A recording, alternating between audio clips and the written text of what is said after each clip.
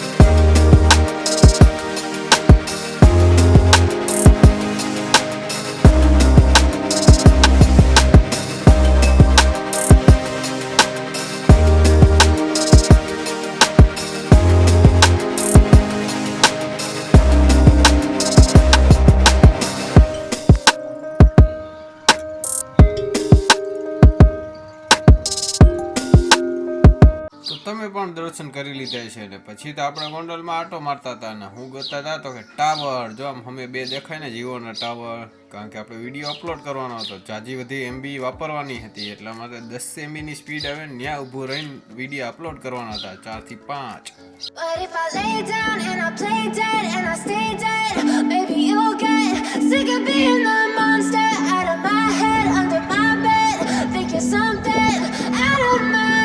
ગોંડલ સીધા વાળીએ ને વાળીએથી આપણે સીધા પાણી વારવા માંડ્યા મગમાં. એક વાત કહો, આ છેલ્લું પણ હે, હવે પછી પાવાનું નથી. તો મગ વાઢે છે અત્યારે વિલાસ ભાભી, અને એ પાછા એકલા જો કેટલા બધા મગ વાઢી નાખ્યા ને ફૂલે ફૂલ ગરમી, જો હવાનું એક પાંદડું નથી હલતું. આ તલીને ઢાંકવી જો હે, કારણ કે આમ બધે વરસાદ મંડાવા માંડ્યો છે, એટલે માટે આપણે તલી ઢાંકી દઈએ. વરસાદ તો નો આવ્યો પણ જીસીબી આવી ગયો ને જીસીબી પારો કરે હે. અને બીજી વાત એ કે આંબા મામા આવી ગયા માંડવી ખાવા.